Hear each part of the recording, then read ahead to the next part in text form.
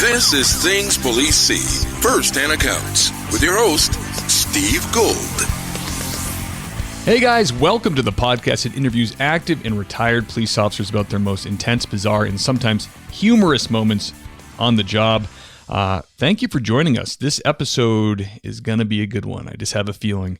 I got an email from a Scottish police officer. Her name is Ginny McKenna. She just retired in June 2020. And she wanted to come on and share some stories. Ginny did over 23 years in the Scottish police force, which I see described or listed as Police Scotland, which is already I'm seeing the differences between us and them. Police Scotland is what they call it.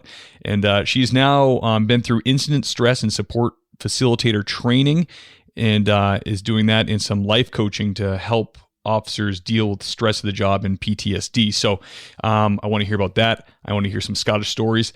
I hope, I didn't ask, maybe I should have.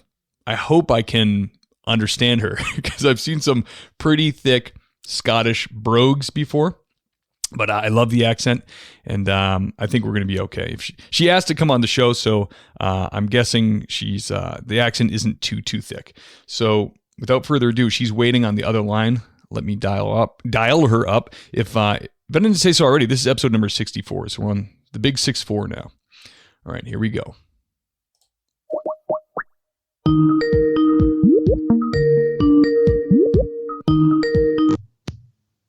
Hi, Steve. Ginny McKenna, all the way from Scotland. Welcome to Things Police See. Thank you very much, Steve. It's great to be here. I'm so happy to have you on. I love the accent. It's wonderful. Well, if you don't understand anything, please just ask me. I was a little nervous. I was just saying in the intro, I was like, I didn't ask her because I wouldn't know how to word it, but I hope her brogue isn't too thick. Well, it may get thick. You never know. But if there are any words you don't understand, please come back to me. I will, absolutely. I love it. So, Ginny, I was just saying you were with the Scottish police, or the Police Scotland, as I see it written a lot, for 23 years or over 23 years. I had a combination, Steve, to be honest. I've done the last 13, nearly 14 years with Police Scotland and Lothian Borders, because there was about 7 years ago, all 8 forces in Scotland combined to become one. So I was with Lothian Borders and then Police Scotland. But prior to that, I started out my career in West Yorkshire Police, which is where I'm from originally, which is in the north of England. Oh, okay. So, could you say that word one more time when you're saying before you did 13 years as police, you were what? Before Police Scotland, it was Lothian and Borders Police. Then I had a huge career break of about 15 years, and then go back in time to the early 80s, and that's when I started my policing career with West Yorkshire Police. Oh, okay. So when we're talking Scotland and England, are they interchangeable? Like, could you go to police academy in Scotland and then work in London? Like, does that work? Well, no, when I went up to Scotland, I had to completely retrain because a lot of the legislation up there is very specific to Scotland, although there are national things like road policing legislation, which is all the same. But there are very distinct differences in Scottish law and the rest of the UK. So I had to go back to school at the ripe old age of 40. Oh, my goodness. How long is that police academy? I was at the Scottish Police Academy for 19 weeks, sharing a room with a 19-year-old, which was interesting, shall we say. Yeah, it's definitely different places in your life. Isn't it funny how your brain from 20-year-old to 40-year-old is it's like you're a different person? Oh, it's like being on a different planet, to be honest with you, Steve. I don't ever remember being like that as a 19, 20-year-old, but I'm absolutely sure I was. But it was quite alien, to be honest. It was hard work. Yeah, I bet. In my police academy, we had a 46-year-old retired postmaster. And, wow. It was like he was an adult and we were kids. That's really what it felt like. He just kind of, he was just so much more mature than us. But that's good. Yeah. That's important for police academies to have that, because oftentimes they take a leadership role in the class, Absolutely. I was like Mama Bear. Yeah. And the cubs would come running if there was a problem or they needed advice, or what about, will this get better? I'm not coping. I don't know if I'm cut out for this, or all those kind of questions that kind of go through your sort of 19, 20-year-old mind when suddenly you're faced with things you've never dealt with before. So I did kind of take on that senior mothering role, I suppose, for them. Yeah, that's great. And how old do you have to be a police officer in Scotland? I think it's 21 now. It may actually be younger than that. I can't remember, to be honest, because they keep changing the goalposts. But certainly when I first joined back in 1984, I had to be 21 years old and I had to be a certain height. I couldn't get in if I was too short. There were lots of different restrictions then. And, you know, it's a completely different world. Even uniform wise, I had to wear a skirt at all times because it was seen as unbecoming for a policewoman to wear trousers, even though it was totally impractical to wear a skirt. But wow. Yeah, the U.S. is not dissimilar that way. I think late 70s, maybe, I want to say. Up until then, women wore skirts, and then they just, you know, realized it was ridiculous to make women do that. But they had skirts and I think even different hats, you know, which is yeah. And I had to carry a shoulder bag as well. and I didn't have any form of baton or anything well, I actually did. It was about 4 inches long and it was made of a very light wood. I think I was supposed to poke somebody eye with that. I don't really know what I was supposed to do with that. But you can imagine it didn't come in very handy very often. Wow. That's interesting. Wow. And as far as firearms over there, I'm assuming you guys are the same as England, just specialized groups carry them? That's absolutely right. Yeah, we have armed response officers who go to major incidents if they're required, but we don't routinely carry firearms at this time. Okay. And I'm wondering, is there anything fun going on between you guys and the English foot? Is there like a softball league or maybe some football or rugby or something? Is there a little competitiveness there? I think there is one or two of those things, but I don't think it's probably quite as big as it is in the States. They tend to keep very much to themselves, and that the football leagues tend to be with in-force, and then occasionally they'll have a national league, but it's not so highly thought of, or it's kind of goes on in secret almost, because it's just not part and parcel of the policing game, if you like, and the organisation don't particularly push that side of things. Okay. And is there this is kind of a broader question, excuse me. Is there any animosity? Like, you know, over here in the U.S., we don't really know, or I don't know. I guess I'm just an uneducated fool, but is there any animosity between Scotland and England in services like this? Because, I mean, you know, we've all seen Braveheart, and it seems like there was some animosity in the past. I wouldn't say there's any animosity between the forces. I would say there is very much a distinct national pride within Scotland that is sure. They're still very quite, they carry the Braveheart thing a lot. Whereas I think down in England, because it's probably a much more cosmopolitan and got a much larger population, that's kind of been lost a lot. Whereas in Scotland, I think they've got a very distinct Scottish identity, and they're very proud of that identity, far more than perhaps we show down in England. Okay. Oh, I like that. That's cool. Where was I going with that? I had another great question for you, Ginny. Now it's gone. I was getting lost in your brogue. All right. So you've retired from police work, and now I have some questions, some boilerplate questions I can ask every guest about their police career. But you've also, I thought it was interesting, the email you said you've retrained as an incident stress and support facilitator. Are you strictly helping police officers who are struggling with mental illness? Not strictly. I'm combining that along with my International Coaching Federation accredited life coach certification. But I suppose my unique selling point, for want of a better description, is that obviously I've worked as an emergency responder. I've had 3 significant episodes of work-related mental health issues. And certainly during my time, didn't really get much help with that. And so I guess as my time in the police service kind of drew to an end, and I decided I'd really need to move on, it just became apparent to me that there were such a lot of people struggling with stress and anxiety and overwhelm and minor mental health issues brought on by just the pace of life and the pressures that we're under. And I just wanted to get out there and help people. I kind of got myself through my own stresses and anxieties because I foolishly didn't ask for help. You know, I was still wearing my I don't know, my superhero knickers Sure. That, I'm a cop. I help other people. I don't need help. And that kind of macho mentality that we all seem to carry. And so it took for me to get myself out of that. But I do know that certainly in the UK, and I don't know how this is in the States, but certainly in the UK, there is still a huge stigma to people suffering with stress or anxiety or mental health issues. And there is still a huge stigma in people asking for help. And I just wanted to make that more readily available to people as a life coach, and also for people who are still kind of going through a traumatic reaction to critical incident. And that could be emergency responders, but it could quite easily be someone who has gone through a divorce and found that incredibly stressful. I think the greatest thing that a human brain needs is to understand the process of what's happened. And if there's any part of that missing, then you just keep replaying that tape over and over to try and glean some insight. And with a crisis facilitation, that's all about helping them to relive the story in a safe and non-judgmental environment in order that they can trace back the bit of the story that's missing for them, that they need to fill that space in. And so if you think of it like a jigsaw, you've got bits missing from the puzzle. You can't make the picture work because you have bits missing. And so the crisis facilitation and very much the coaching side of the work that I do now is all about trying to help people find the bits to fit and then work out where they go from there.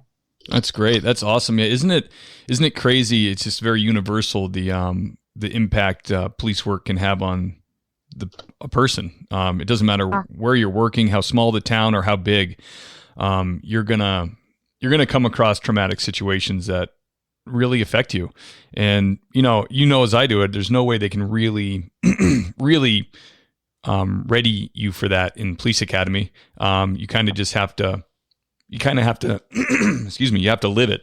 And police officers just experience more of it, and I think absolutely. I think we live in two largely civilized worlds where we're not used to seeing blood or horrible injuries or dead bodies. Like that's something we're very lucky to be very far away from that. So nowadays, you take someone who's had a really great and largely protected life and you throw them into, decomposing bodies and suicides and horrible domestics and car wrecks and train wrecks and plane wrecks. And it's like you'd never ever experienced it before. And I think it certainly jolts the system. And like you said, you're not just helping police. I think just anybody, someone who's lived 25, 30 years, all of a sudden walks up or drives up on an accident where people are mangled. It's gonna really screw you up. So I'm really happy to hear you're doing that, and you can take all your years in the police service there's nothing better than having someone in the mental health industry who's been through it, who's experienced it, fought their own battles, and kind of really gets it. You're not necessarily going to get that from someone sitting across from you with like a clipboard and a cardigan, and you don't know anything about their past. You know what I mean? Absolutely. I think one of the biggest bits of feedback I've had from emergency responders that I've had as clients is that they don't have to explain the job. They can just get right into the issue. Yeah. It's not about explaining about the shift work. It's not about explaining about the kind of scenes that you have to come across. It's not about the culture of the organization. That's a given because they know I've done that. They know I've spent 23, 24 years on the streets. So they know that I've lived that life. And it's something they don't have to explain. Strange enough, I was talking to a colleague the other day, then there's some research come out that says the average member of the public probably deals with 3 to 4 incidents in their life that they find traumatic. The average cop deals with anywhere between 400 and 600 in their working life. Yeah. And that's a frightening figure. And we're not trained for that. We are not superhuman, despite the fact that we are human beings on occasion being asked to do superhuman things. So you can imagine, we're talking about a huge increase in the amount of, stress-related issues. And eventually it's a human factor that you will reach a point where your coping mechanisms no longer work. Yeah. And, you're briefly broken. It doesn't mean to say you're permanently broken. If I had a Band-Aid on, you would appreciate I've got a cut in my hand. Then you'd be like, oh, she's got a cut. That's a shame. But then it heals. But if I go away and I've been off because I have stress, there's that, really? Is that really what's happened? And there's such a stigma around that and people questioning, is that real? But I think unless you've actually been through that yourself, it's really, really hard to understand what that does to you, how much that changes your life, how much it takes from you. You know, you go out on duty, you're a perfectly competent, professional, hardworking officer, and then something goes wrong and you suddenly start second guessing yourself. You forget the most basic of information that you would have known, that you would be able to recite, like you would recite your name. So that you stop trusting yourself. You become very fearful.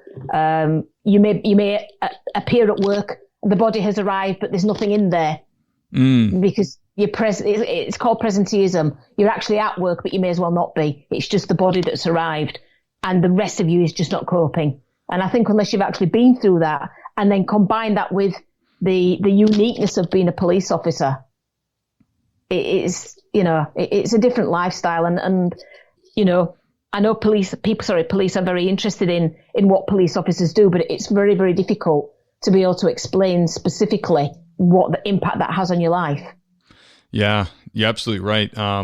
That's the value you're bringing for sure. It's funny, like if you think about your life and you know someone who's not in emergency services and they have a traumatic event or they see something crazy that could upset them, they talk about it, that one thing forever. It's like this story they talk out all the, like, you know, they tell you what happened and it's such a huge thing in their life.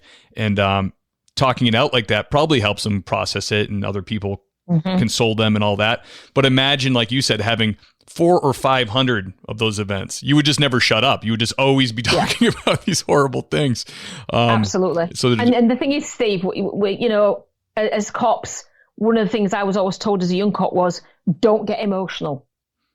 Right. Put your emotions away. And you get to a point where you physically almost have to put them in a box and lock it away. And then you forget to go back into that box. So whatever's gone in there, no matter how horrendous it is and how upsetting for you, it's locked away. But then all you do is pile more stuff on top of that. You never actually get it out. You never actually deal with it. And as you say, you're talking 400, 600 episodes of this in a working life. That box is only going to take so many. And then it has to give. Yeah. And we don't, as a matter of course, police officers, we don't talk. We don't even ask our colleagues, are you okay? Because we're not supposed to not be okay. Right. And there's that thing where, like, when you're a cop, you feel like you need to be mentally there all the time. You, like, that's part of the job. You don't want somebody walking around with authority that doesn't have the mental, their mental sharpness totally 100%. So I think that holds cops back from talking to people, because they're like, well, I don't want to show any kind of vulnerability. I might lose my job. What if I go in there and say something and the police psychologist says, whoa, you need a break? You know, like, that's like a cop's worst nightmare. Now I've screwed myself over. Yeah. And there's such a lot of cops out there, certainly over here. You know, people will go off sick from work and they will actually say to the doctor, please don't put on the sick note that says I need to be away from it. Please don't put stress. Oh, yeah. Put anything. You can put that my foot's dropped off and I'll talk my way out of that when I appear with 2 feet. But don't tell them I've been stressed, because people are going to think I'm weak. People are going to look at me differently, and am I capable of doing the job anymore? I'm not going to get my promotions because clearly I can't handle it. And it's such a huge thing that, you know, even when you're in the middle of being stressed, you won't admit you're stressed. Right. And that's what really messes with your mind. That's what takes you to the places you really don't want to go. And the reality is, you know, people just need to speak to people. People need to just ask, and then be prepared to offer them a safe, non-judgmental environment for them to actually just get it out and speak about it. Yeah, you're right. People just need to hear that it's that's okay. The way you're feeling's okay, and those feelings are normal. This isn't like police and emergency services it's not a normal job. It's not a normal thing. You don't like, what other job do you put like a bulletproof vest on? I mean, that's how you start your shift. You put on a bulletproof vest because someone might want to kill you, but it becomes normal. You don't even think about, oh, I'm putting this on because someone might want to shoot me. You're just putting it on because it's part of your gear, but that's also driven deep in your psyche, you know, that the whole, it's funny. It's almost like, it's like a tangible thing, putting the gear on. It literally weighs you down physically. And also it's a reminder that you have all these tools and all this protection because you could be in danger at any moment. So it's, I can see that really being, When I first started my career, Steve, I didn't have any of that. When I first started in the 80s, we didn't wear stab-proof vests, we didn't wear any of that kind of gear. Like I said, I had a little 3 or 4 inch piece of wood that I was supposed to use if I was attacked. the eye poker. Yeah. I'd have been better off hitting them with my handbag. That would have been a much better kind of weapon to use to protect myself. So back in the 80s when I first started, none of that was available. It wasn't, there was certainly no gun crime. There was very little knife crime. You might end up wrestling and having a wee fight with somebody on the floor. So all those things didn't need to be. Now, when I came back into the job in 2007, so I left in 1991, had a significant gap and came back in 2007, suddenly they gave me a stab vest. Yeah. And I'm like, well, what's this for?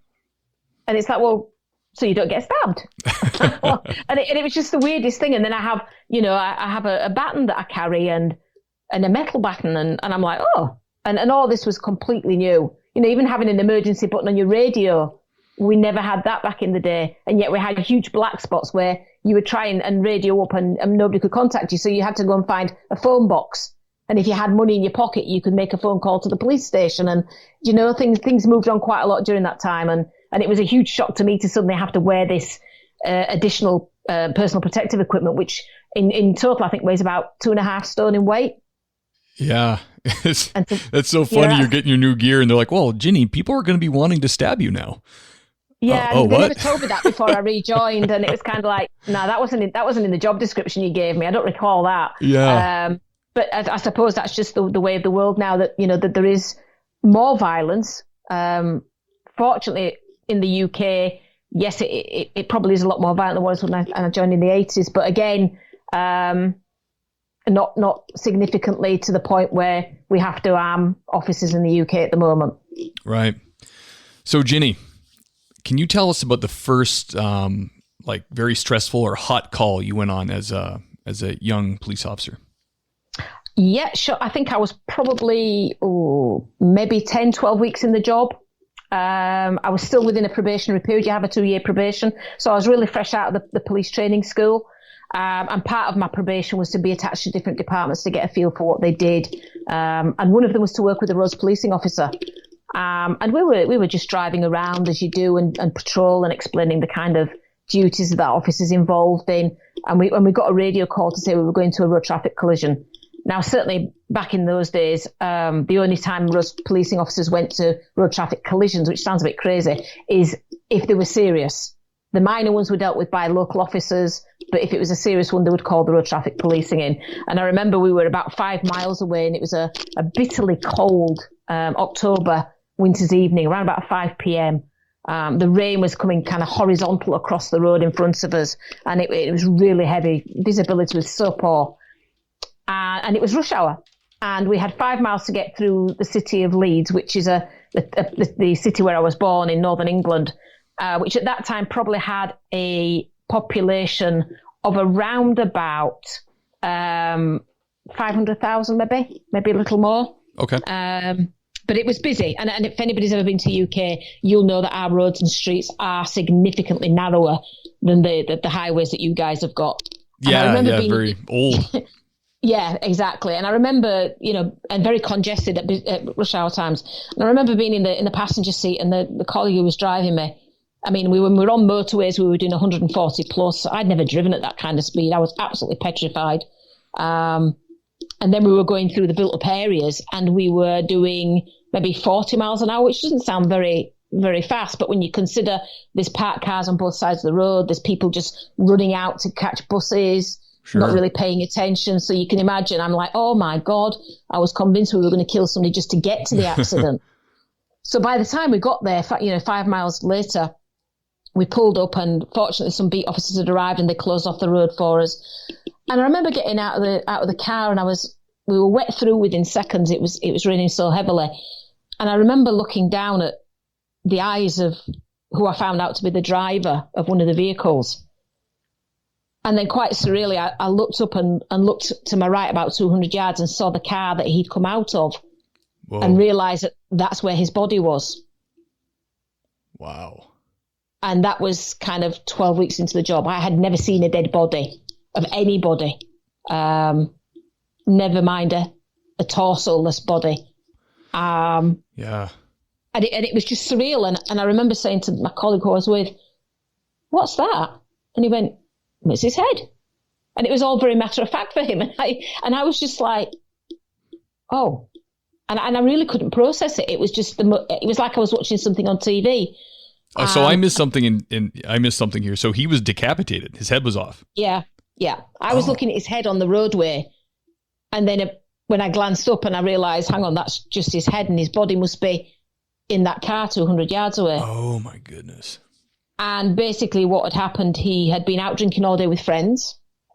They had stolen a car, decided they were going to drive home because it was too wet to walk. They'd been coming up a road, had taken it way too fast, and it was way too slippery, and they had hit a car head on coming the other way. Fortunately for the car coming the other way, it was a Land Rover. I don't know if you know that model. Yeah. But it's like a farm vehicle, very, very strongly built. The army used them a lot. Mm-hmm.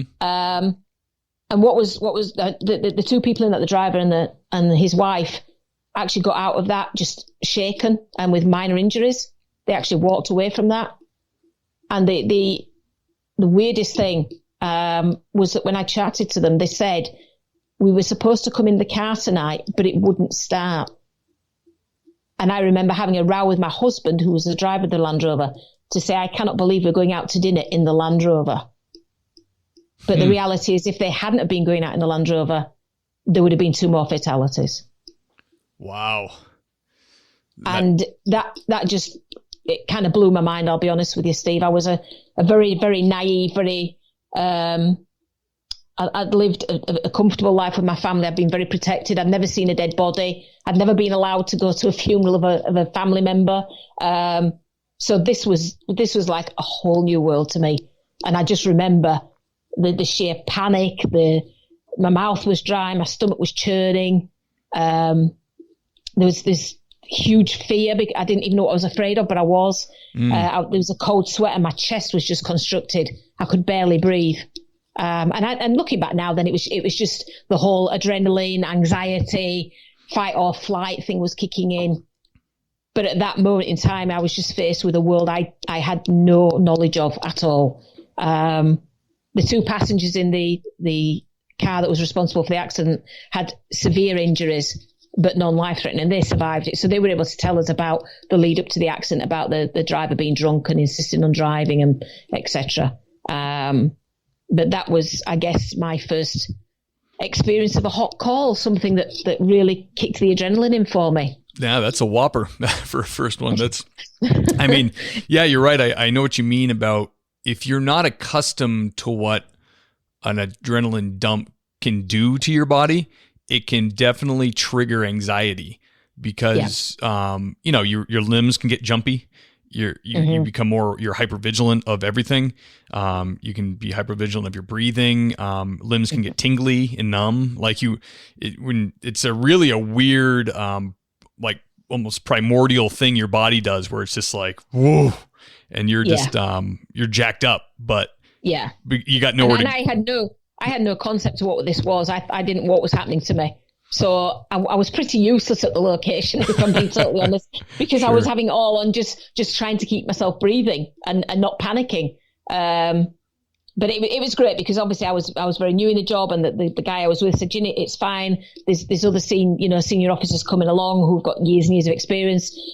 All I want you to do is, and I was just following orders, and I was a little bit like a robot. Just tell me what to do because I don't know what to do. Sure. And I probably, I don't know when that adrenaline disappeared. It felt like it went on forever. It certainly went right the way through the incident, throughout the rest of my shift. And I don't actually think I slept at all that night when I got home. It was just something I had never, ever experienced in my life before. And as you say, that can be quite a scary thing. Yeah. Like they say, we're not, you don't go to the bus stop and have to avoid a cougar or a lion or something. We don't run into these, we don't necessarily need to drop adrenaline. And so when we do, it's like running your body on, nitro, you're just jacked up. So I have to ask you, after this crazy call, were you questioning your choice to become a police officer? Were you like, geez, I don't know if I can handle this? Oh God, yes, absolutely. And for weeks after, I would say this really pressed some triggers for me. And as I say, I was 21 years old, very, very naive, come from a very protected background. Mum didn't want me to join. Dad absolutely didn't want me to join the police. So to go home and say to them, oh, by the way, this is what I've seen today, and be able to talk about it, I think I would have had a really tough time in them not trying to persuade me to leave, because they're hypersensitive to protect me as their daughter. I was the only child. So I didn't even have the opportunity to go home and say, oh my God, I've just seen this horrific thing, and just get it out. And I think that was probably the first time I realised, you know what, actually I can't discuss some of the stuff I see because I don't want to upset my mum and dad. And I was worried that they would kind of put the pressure on at that point and I would weaken, because yes, my resolve to be a cop was being tested very, very early in my service. And I think that was probably my first experience of, do you know what, there are some things you just can't talk about. And that one got shoved well and truly to the back of the cupboard at the back of my head. Right. Yeah. A little old fashioned stuffing. That's what police do best, right? Just put it deep. Yeah. Just shove it away and lock the door and put as many bolts on there as you can, because you just don't want that thing to come out again. Have yourself a couple beers and you'll sleep soundly, you know? Sure. That's the dangerous cycle. It's still there, isn't it? It's still kind of whirring away in the background, and we'll get triggered time after time after time. So sure. Yeah, once you know your body can do that, you're in for a ride for a while, because I've had friends who've had, an anxiety attack, in their first anxiety attack ever, like at 35 or something. And it seems like they describe it like once they open Pandora's box, like once it's, that can happen, they had months of struggling of everything started doing it. Cause it was like, whoa, what is this thing that can happen to me? And it's really, like I said, it's like Pandora's box. It's like you gotta pulling all those things back, shoving them back in isn't going to happen. Oh, that was a great. You just want to keep it in there, Steve. You don't want to be touching it. Exactly. but that's the wrong thing to do. And that was a mistake I made throughout my career. But because no one teaches you how to deal with that, sure, you just do what you have to do to get through. Absolutely. Oh, that was a heck of a first story. Ginny, can you tell us about a strange or bizarre moment you dealt with? Yeah, there was an occasion, and I would call this the strange case of the stolen fish and chips, which is deep. I don't know if you're aware that it's deep fried haddock in batter, and then you have French fries with that. So that would be fish and chips. Sounds good. And it was just a very average, normal, kind of almost boring call, and went along to a local fast food takeaway, and some drunk had been in, demanded fish and chips, didn't have enough money, and they said to him, no, we haven't got the money, get out of the shop, you're drunk. The guy obviously didn't take too well to that, and decided to put his fist through a glass display. And as he did that, he then stole fish and chips and ran away. So that was the case of the stolen fish and chips. And I remember looking at this glass cabinet and thinking, God, that must have hurt. He must have really injured himself. But there was no signs of blood. There was nothing. And I did ask. I said, look, did the guy injure himself? No, he just stole the fish and chips and he ran. And I'm like, okay, I've got the report. I don't know if we're going to be able to get this guy. Do you have CCTV? No, nothing like that. There was no CCTV in the street. I said, well, with the best will in the world, we're maybe going to struggle to get this guy. And then as I came out, I was told by my colleague, look, we've got another call to go to. And I just said to him, there's just something just not sitting right with me. And he said, but we don't have time for that, Ginny. We have to go. And I'm like, no, there's something. And as I glanced to my left, I noticed just the slightest trail of blood that looked reasonably fresh, although it was starting to dry. And I said, no, that guy's injured himself. And he said, well, was there any blood on the casing? I said, no, there was nothing. I couldn't see anything. He said, then it's probably not his. And I said, nah, there's something not right about this. The amount of damage that was done to the casing, there had to be something. It isn't just a case of this guy stolen fish and chips. There's got to be more to this story now. So I started walking up the street, and my colleague was getting a little bit annoyed, but he got on the radio and said, look, we're actually still tied up with this. We can't get involved in anything else right now. And then I found a little bit more blood, and I said, look, this is getting like there's more blood. I think this guy could have hurt himself. And we followed this, and it wasn't an excessive amount of blood, Steve. It wasn't even a lot of blood, but there was just something telling me that we had to follow it. And we went to the first door where the blood was and gained entry to the property. Ginny, no blood. Let me interrupt you for 1 sec. I hear like a tapping or a rubbing. Is it your microphone? It could well be. I'm trying to hold it away from my top. Is that any better for you? Yeah, that's better. I just wanted to let you know that. But I'm sorry to interrupt you. You got to the first door. Yeah, sorry about that, Steve. Yeah. So we got to the first door, gained entry, no blood. Came outside, started to look around again, and there was no trail from that doorway. But then a little bit further down the street, I noticed some blood again. So I started to follow that, and I felt a little bit like a bloodhound because I was out there sniffing out the blood. And again, this wasn't a vast amount of blood; it was just a little bit of blood. And we went to a second doorway, gained entry, no blood. Came out again, and my colleague's saying, "Look, wherever this guy is, it's clearly not a lot of blood. He's not injured that badly." And I was just like, "Do you know what? I need to feel that we've really bottomed this out. We've looked for everything." So I said, "We'll just try a little bit more, and then if we don't find him this time, we're just going to have to call quits, and that'll be it." So I had a little look around, and then I saw a massive dump of blood, and I'm like, "Oh, this looks serious." So I followed that one, got to another door, which was about 250 yards away from the second doorway, and there was blood all over the step, there was blood on the door, there was blood on the wall, on the handle. So we got access to the hallway of this block of flats, and we went up 2 floors following the blood trail at this point. And there was this guy who was now lying in congealed blood all around him. There was a smell of urine, of feces. There was that nasty, nasty, cloying, sweet, sickly smell of blood. And this guy was going into complete organ failure. So that was me. I ended up kneeling in blood with all this horrific body fluids going on around me. I got no protective equipment, no protective gloves. We started on CPR. My colleague called for an ambulance.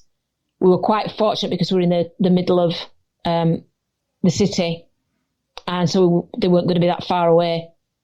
And we just carried out CPR and we just kept going. I wasn't even sure this guy could have had any more blood in his body because it was like he was in a pool of blood. And we carried out CPR. The paramedics arrived. They managed to get some fluids into him. I guess they chucked adrenaline into him, did what they needed to do. And then it was whisk him into the back of the ambulance and get him away. And the last conversation I had with the paramedic is, "This is really critical. His body's going into shutdown. I don't know if we can keep him going." And I'm like, oh my God. 10 days later, I attended his home address and I arrested him for the damage and the theft. He showed me a 6-inch scar on his wrist, and he shook my hand and thanked me, because if we'd not kind of persevered with that and gone after the guy who'd stolen the fish and chips, he would have been lying dead in his hallway. So I guess that's probably the most bizarre, weird kind of how that came about, because there was nothing really pointing to the fact that what we found at the end of the trail was what was happening. Wow, that's bizarre. So you just happened to see blood at that area. Yeah. And it wasn't a lot of blood. And I don't know, I guess it was just a thing that said I really needed to bottom that out, and just to confirm that no one was lying around seriously injured, because the glass that he'd put his fist through was substantial. It was thick glass. There was a lot of damage, and I'm thinking, how can somebody punch that and not have come away with an injury? But in all honesty, I think if we hadn't have followed it, and then there would have had to be an investigation as to why we didn't, the amount of blood that was there would not have been enough to send the balloon up to say, actually, there's something seriously wrong here. Because it was probably a good 10, 15 yards beyond the premises where he did the damage before the blood started. Yeah. So was he covered in fish and chips, or was it like everywhere? His fish and chips were at the side of him, wrapped in paper. Have yourself a little nibble when you're doing CPR? Yeah. I think he was hoping to have them later, but there was no way that was going to happen for sure. Wow. I have to say that has left me with this. I hate now the smell of blood. Even the smallest amount of blood makes me feel sick. Because that stirs up that memory, and the odours were so pungent that day. The seeing the blood, the injury really didn't do it for me, but the smells bring that home every time. Yeah, blood is it's a hell of a thing. It is the first time you see it in a large amount, it's way brighter than I ever imagined. Yeah. It looks like it wouldn't come out of a human. Like I specifically remember a crash where there was a large, maybe like a basketball-sized puddle on the pavement in broad daylight. And, it's out in the sun and it's on black, so it's contrasting. But I remember looking at it like, this almost looks like some kind of like industrial fluid or something. It's like, it's like radioactive looking. Yeah. It can look, it can be all different colors and yuck. Yeah. It doesn't look real. And you can't believe that somebody could have that much inside of them. But then they always say if you have a teaspoon of blood and you drop it, it looks like a lot more blood than it actually is. Right. But trust me, this guy lost a lot of blood. And I was actually amazed that 10 days after he was out and about with a nice scar on his wrist and I was arresting him. But it was all very congenial. He thanked me for persevering and helping him. And then it was a case of I interviewed him, he admitted everything, went to court. And again, thanked me in court. That's the least he could do. Yeah, it was quite a surreal thing. And I think he decided after that he would cut down on his drinking. Yeah, I would imagine. Man, that is a crazy one. I love that. That's cool. All right. Can you tell us about your most intense or terrifying call that you responded to?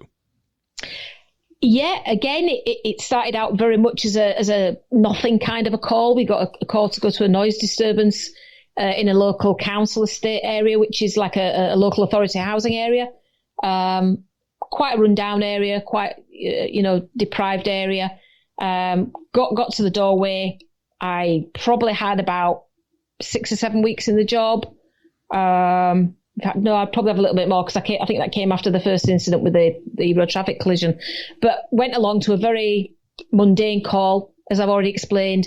No protective equipment, no stab vest, nothing. And my probationer, I was the probationer at that point. My tutor constable said to me, right, Ginny, this is it. I want you to deal with the whole incident. You're the lead officer here.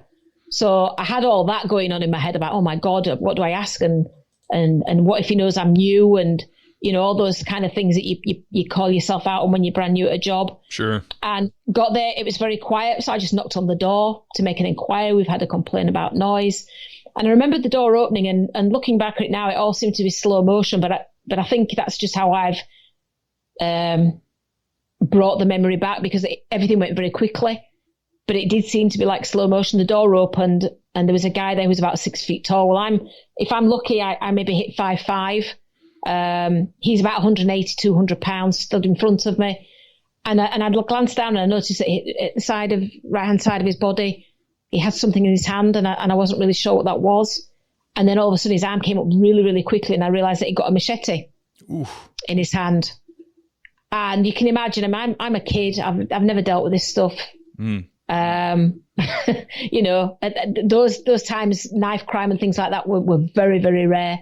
And we'd only gone to a noise disturbance. We thought it was just someone having a row or playing music too loud or whatever it may be.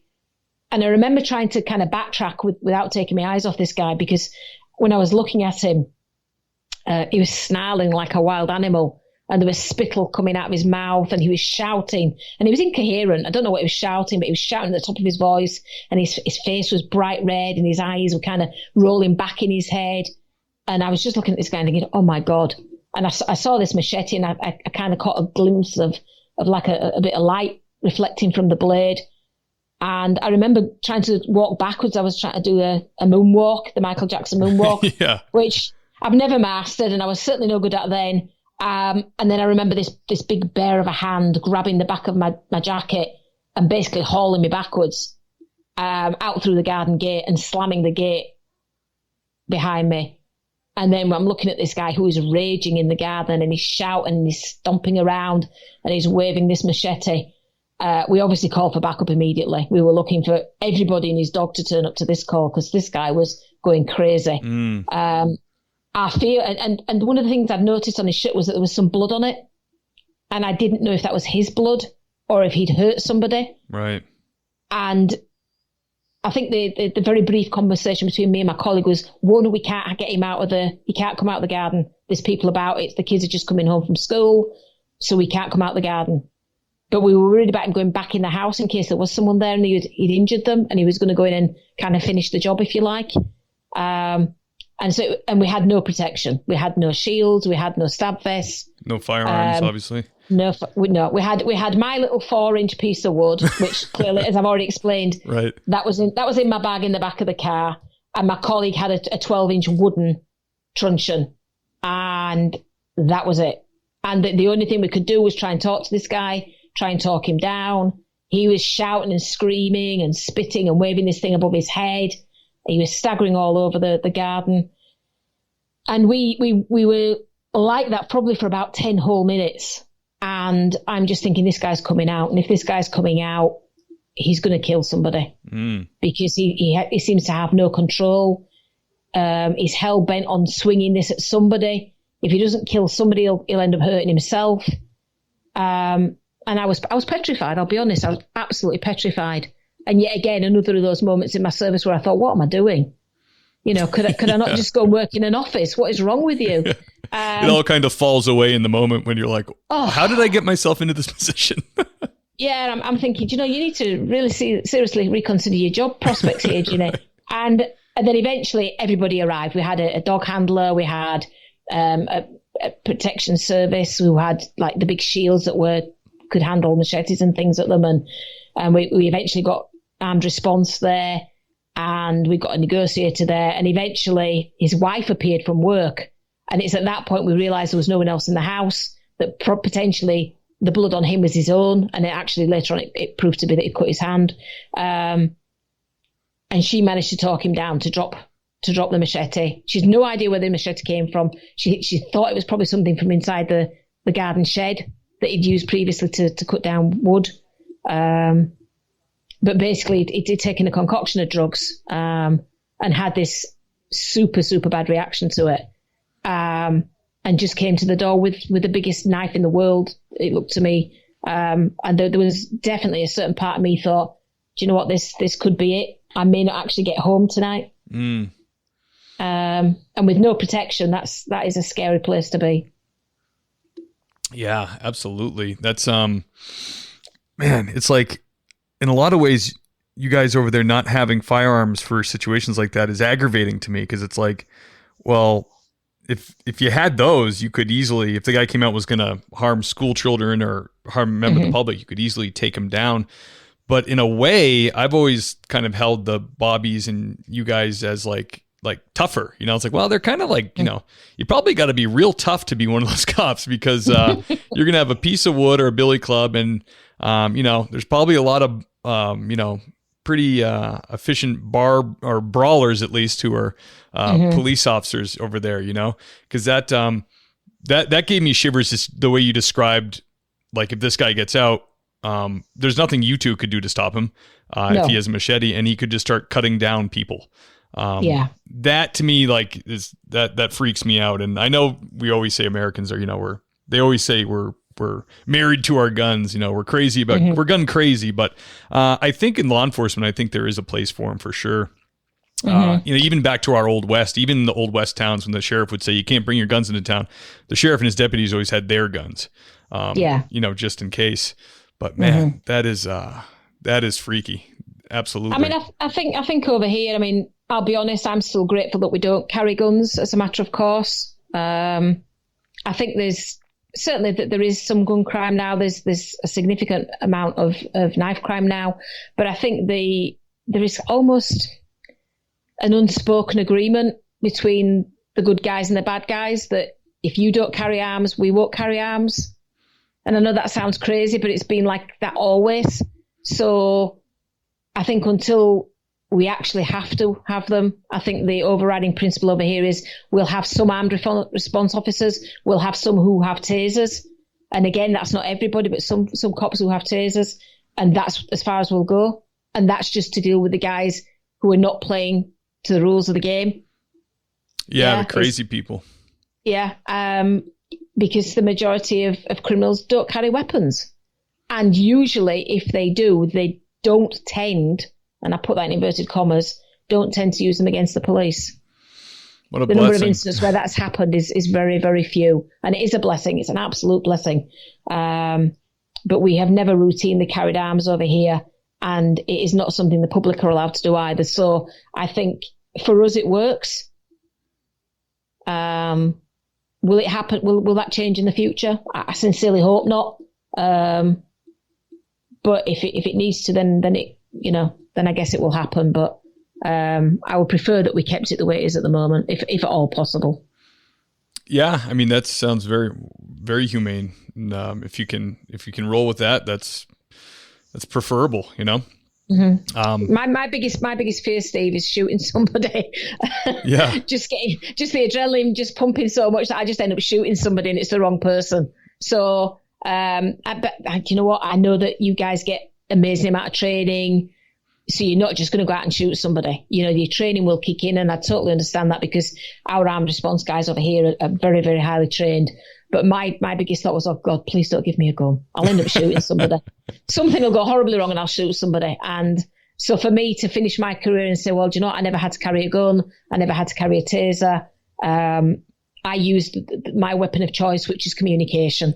Yeah. Yeah. I'm sure in rural areas too, that's probably, the need for a gun is probably, you might never even pop up. Yeah. Yeah. So I totally understand where you guys are coming from, and I'm not in any way being critical of the American way of life, but that is kind of alien to me. You know, I'm used to living in the UK. I'm used to the way I've been brought up.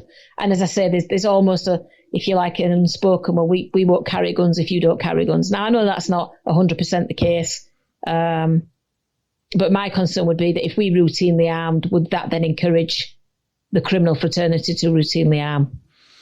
Yeah, there's a ton of things to consider with it. And you said, it's two totally different countries and totally different mindsets and totally different, you know, we have 350 million people over here, a third of which are out of their mind. So, you know, there's a lot of things, but I always held to that. You know, I have some friends that are rather liberal, and they'll say like, well, isn't it a more of a badass cop, one that just carries a stick and, you know, has to deal with criminals that way? And, you know, the romantic side of me does like that. I'm like, I do like that. Just kind of like, you know, using their cunning wit in their billy club, as they call it, you know, I'm not sure about the cunning wit there, Steve. I think you're giving us far more credit. I think, to be perfectly honest with you, a lot of situations in my career, I blagged them. I just made it up as I went along. And a lot of the time it was the right thing to do, but, you know, cunning wit, I think you're giving us far more credit than we probably deserve for that. Well, I equate all Scottish people, Irish people, and English people as being very witty and much smarter than me. Okay, I'll take that, Steve. It's the nicest thing anybody's ever said to me, so I'll take that. But the Scots really do. I think they have it feels like in the way that Canadians do. I just feel like it's a people with a good sense of humor. Yeah, I think the Scots have got a great humour. I think the English and Welsh and Irish as well. I think we're all very different, although we're all part of the UK.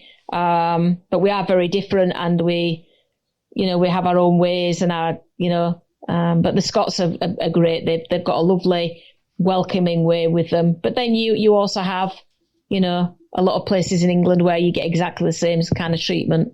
I think it's just the way we've evolved. And if we can cut you down with humour, we'd rather do that than shoot you. So, we'll maybe go that route. Yeah, stick to that. Absolutely. That's great. Ginny, can you tell us about a positive situation from the job? Yeah, there was an occasion not that long before I retired, actually. I worked in the road policing unit, and we got flagged down to tell us that an elderly lady had driven the wrong way through a red traffic light into oncoming traffic. Fortunately, the oncoming traffic was stationary at the time. And she'd obviously totally misjudged the junction she was at and had gone the wrong way. And I remember we went over to her, and she was sat there, and she was very ashen-faced, very white, very shaky. And I suppose, people think, well, just give her a ticket, the job's done, or report because she's getting, she's elderly now. Is she capable of holding a driver's license anymore? That kind of thing. But I got chatting to the lady, and it turned out that day happened to be the anniversary of her husband passing a year before. And I just said, come on, let's take you home. So she jumped in the police car with me. My colleague drove her car home, and we got her into the house. I put the kettle on to make her a cup of tea, which is a typically British thing to do. And I bobbed next door to the neighbour who she'd known for over 40 years, who turned out to be a best friend as well. And we got into the house together and we just sat and had a chat and we reminisced and we looked at some photographs, had a cup of tea and some cake. Again, terribly British, stiff upper lip and all of that kind of thing. And we just spent an hour. Yeah, we just spent an hour together. And do you know what? I guess if my bosses had looked at that, they would say, well, that wasn't a very productive day, Ginny. You didn't come in with a load of tickets. You didn't come in with having reported or charged people with offences. But, you know, I have to say that's probably one of the best days I've ever had in my job, because we got the lady some help. We showed some discretion. And it was about connecting, not as a cop with a motorist. It was about a human connection. And to be able to, when I first joined the job, I was a little bit like Miss World. What do you want to join the job for? Because I want to help people. I want world peace. I did all that business. Sure. And it sounds very, you know, I don't know, twee now, but that was my motivation for joining the police way back when I was a kid. And so to be able to experience that with this lady at a time when she was distraught, upset, this was by all accounts the first time she'd cried since her husband had passed. So you can imagine the kind of distress she was in. It was a year after his death. And we just sat there. We had a cup of tea. I looked at her wedding photographs. She showed me photographs of her children, told me what they were doing now. And you know, after about an hour, she calmed down significantly. And her pal was, you know, saying, look, I'm fine with her. She's okay. I'll keep an eye on her. And I just shook her hand and said it was a real pleasure to meet her. And I was sorry it was in these circumstances. And a car was parked outside, and there's your car keys. And, you know, just give yourself a couple of days to kind of get past where you are now before you venture out in the car again.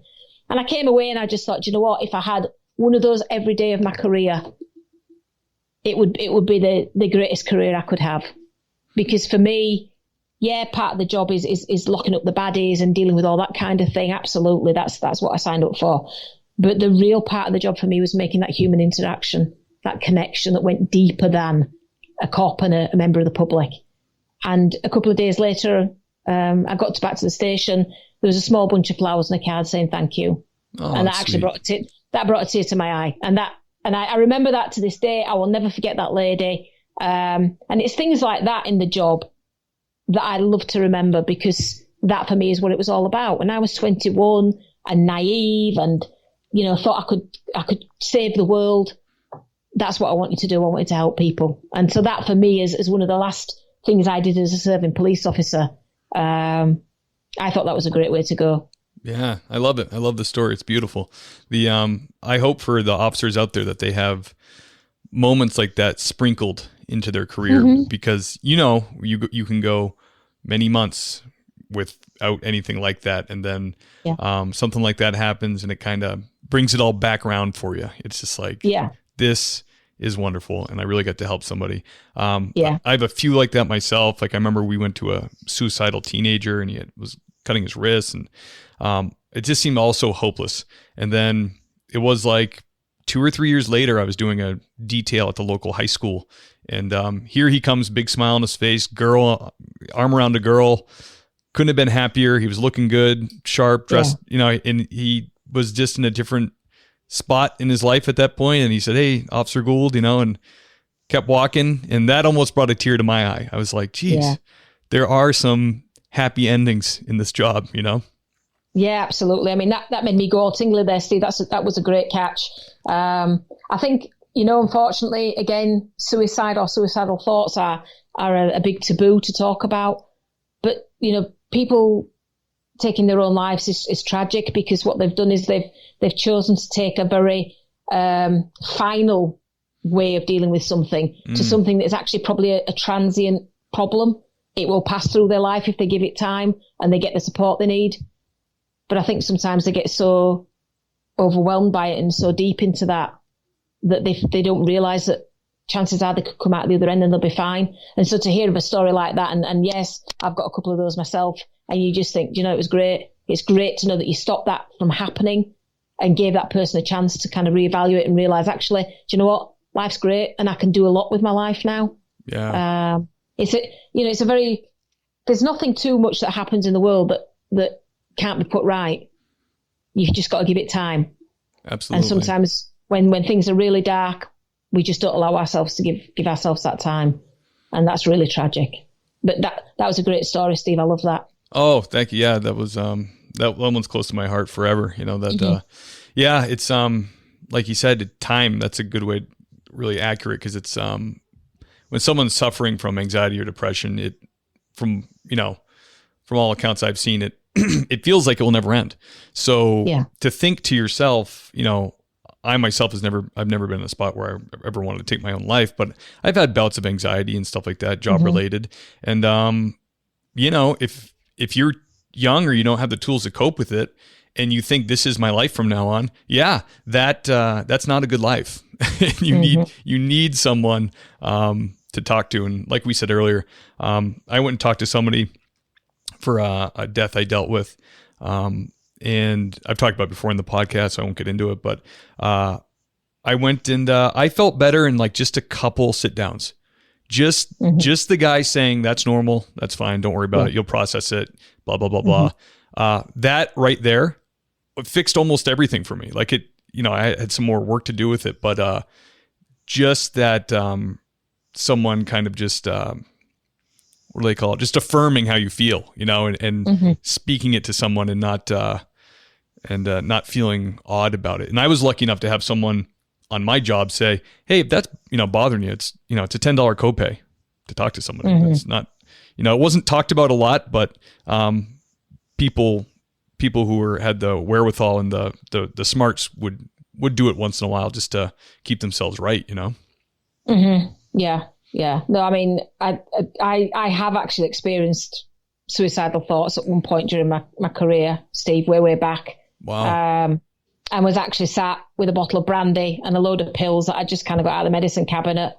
And everything seemed to be going wrong at work for me. My relationship had just broken down.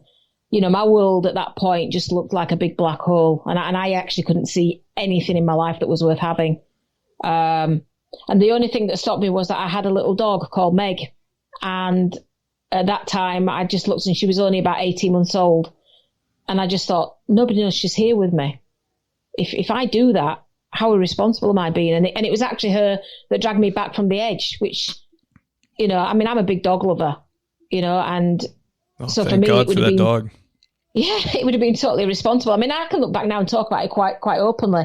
But again, I think that, you know, that gives me a unique perspective to see how bad that really was. But to know that after a period of time, it passed and things got better.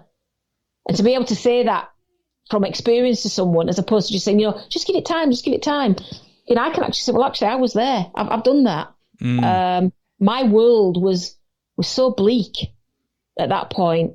I really couldn't see a way out. But, you know, my little dog sat there staring at me and I was like, I can't do this. I have a responsibility. And it was purely that responsibility that dragged me back into the present and thought, I just need to get through this. I can't go that route. I need to get through it. But again, I didn't ask for help, Steve. I was crazy. I just didn't ask for help. And I dragged myself through that. I didn't tell my parents. I didn't tell any of my friends. I didn't tell anybody that's where I was at that point. So when I went to work, I put on this persona. I pulled the mask on.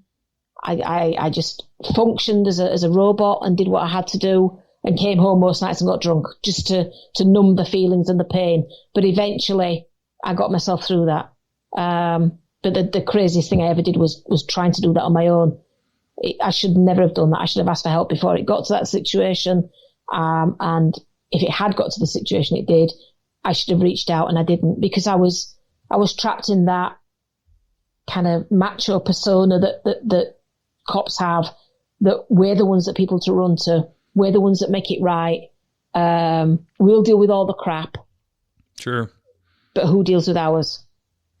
And that was the situation I was in. And I was, how old would I have been? Maybe 27, 28 at that point. Wow. You know, and you just think, really?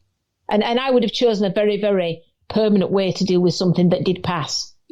And I can say that my life has gone from strength to strength since then. Yeah, I've certainly had a couple of bouts of work-related stress and anxiety. But the reality is, because of that experience, I have known when to say, no, I'm not going there anymore, and stop and come away from my work, go to the doctor, get the help I need, because I experienced how close I was that one time, and that was too close. Yeah, really. That's incredible. There's so much pressure on police, like you said, to be strong, and then never mind what you have going on in your own mind about, like, like you said, you lived a kind of a sheltered life.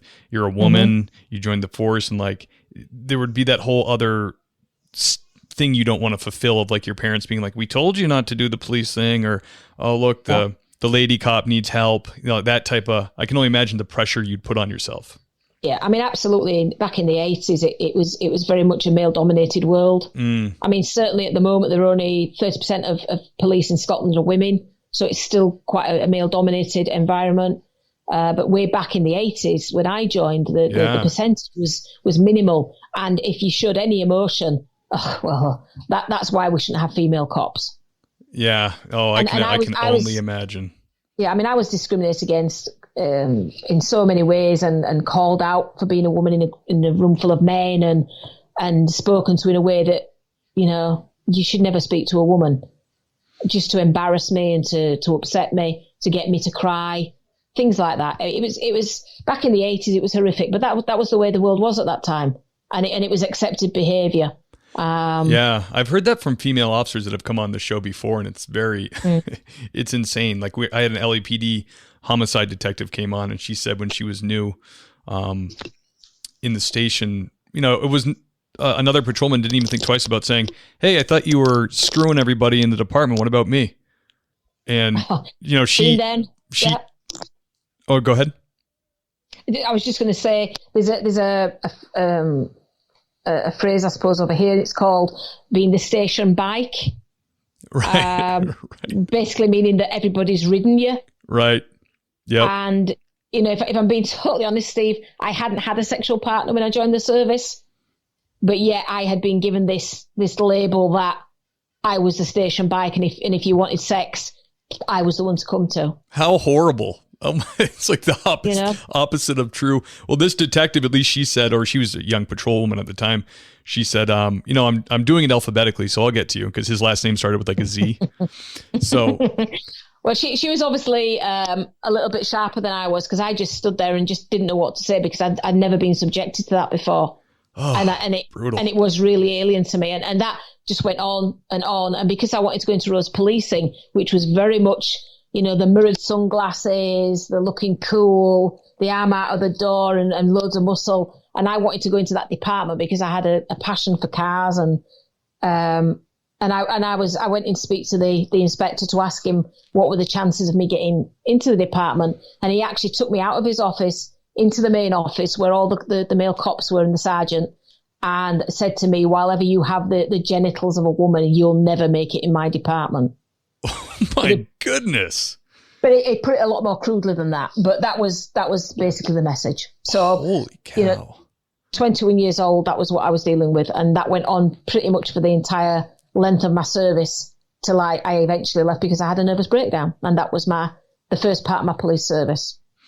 Wow. So this is, I can only imagine the ball busting, for lack of a better term, that a Scotsman could give to somebody, because they just seem like they bust chops all the time.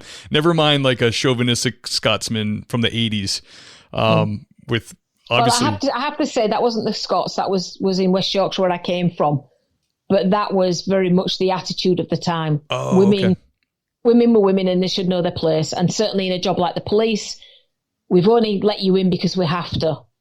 There's no place in the job for women other than looking after children and doing school patrol crossing. That was it. That was what they wanted me to do. If I aspired to do any more than that, no chance. You're a woman. You're not capable. But I can honestly say, in my nearly 30 years, I've never been assaulted. I've always been able to talk myself out of most things. So I made room for myself. But my first stint as a cop destroyed me. If I'm being perfectly honest, it destroyed me. I can see that. Jenny, I got to ask you, so you did that stint as a cop. It ended kind of tragically for you, and then you came back. when you came back the second time, you must have been just well armed to deal with the mental stresses, correct? I think I came or back. Why did you come back?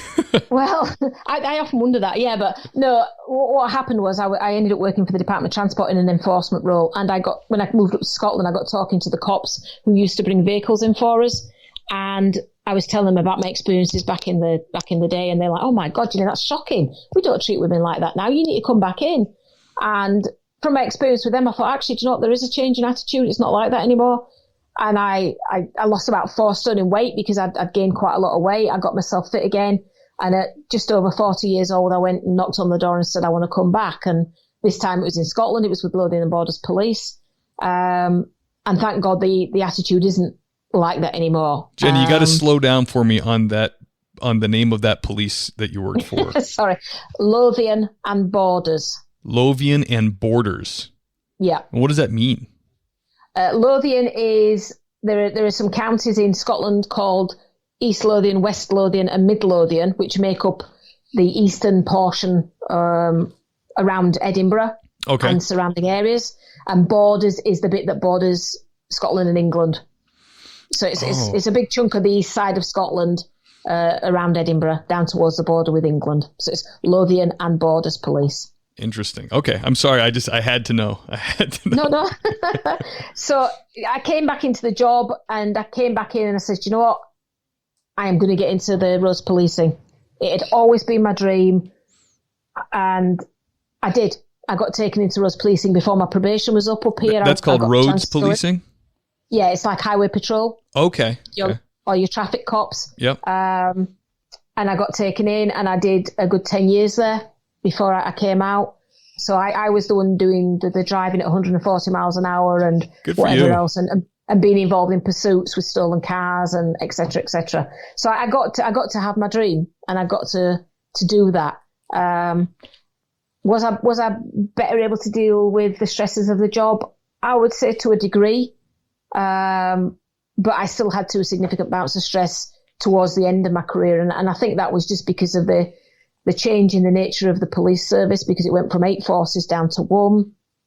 The significant changes that brought in a totally different operating procedure for me that really didn't sit well with me anymore. Still trying to do that job like the job I joined when I was 21, and the job moved on significantly. And I thought in some instances, not all, but in some instances, not for the better. And again, just trying to be that superhuman, I'm here to sort everything out for you. I can do that for you. Running at 100 miles an hour, constantly trying to keep up and offer a service. And, just being a human, trying to do superhuman things all the time. And again, I'm that with the fact that you've got the 400 to 600 episodes of, critical incidents that could create a trauma reaction in you. You know what? Eventually, I just had to say no and kind of walk away as a result of that. But what it has brought me is incredible experience throughout my life. Everything in my life has been an incredible experience. I can let go of a lot of the resentments and frustrations and anger and emotion even that some of those incidents have brought along, because what I see it now is a huge learning opportunity for me. And now I can now sit down in front of another cop who is going through a similar thing, and I know where they're coming from. You don't have to explain that to me. We just have to get you through this. So for me, they say God's got a purpose for all of us, Yeah. Whatever I've been through, it's brought me to where I am today, and I'm grateful for that. That's amazing. Well, Ginny, you are a tenacious and courageous woman. Thank you. I'm so impressed with your story. It's because there's no you can't be courageous in the absence of fear, and it sounds like you had a hell of a go at it the first time, and you came back for more, and you finished out. Just a really cool story, and I'm excited for people to hear this, because I'm excited for you to offer your services. How can people get a hold of you, or if they're a police officer struggling, or maybe even just struggling in life in general, and they need kind of an expert eye on it? How do people reach out to you? Yeah, sure. At the moment, it would be my email, because I'm currently getting a website built. I am on LinkedIn. If anybody's on LinkedIn under Ginny McKenna, And it would be my email, ginnymckennalifecoach@gmail.com. It's Ginny, Ginny, correct? That's right, yeah. And McKenna is McKenna, lifecoach@gmail.com. I will be having a website, Bill, and in a couple of weeks' time, I don't know how soon this is going to be going out, Steve, but on the 28th, I'm doing a free workshop that's going through Eventbrite at the moment.